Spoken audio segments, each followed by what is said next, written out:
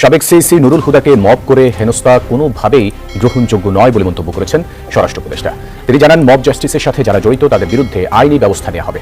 যুদ্ধ করেছি, বঙ্গবন্ধুর হত্যার প্রতিবাদ করেছি, কিন্তু এরকম অসভ্য সরকার দেখি নাই যে কারো কোথায় প্রতিনিধি এলে কথা বলতে এলে তাদের দরজায় থেকে প্রতিনিধিদের গ্রেফতার করে নিয়ে যায়।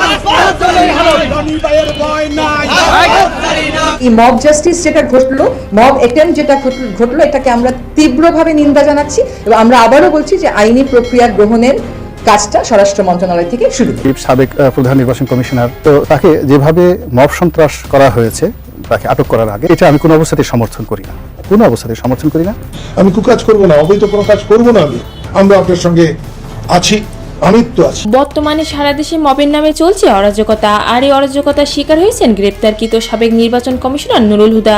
একজন বীর মুক্তিযোদ্ধার সাথে এমন ঘৃণ্য কর্মকাণ্ডের তীব্র নিন্দা জানিয়েছেন স্বরাষ্ট্র উপদেষ্টা জাহাঙ্গীর আলম। গণমাধ্যমে কঠোর হুঁশিয়ারি দিয়ে তিনি বলেন, এমন মব কাণ্ডের সাথে যারা জড়িত তাদেরকে শীঘ্রই আইনের আওতায় আনা হবে। জাস্টিস এটা হলো কোনো অবস্থায় গ্রহণযোগ্য না, এটা কোনো ব্যবস্থায় গ্রহণযোগ্য না।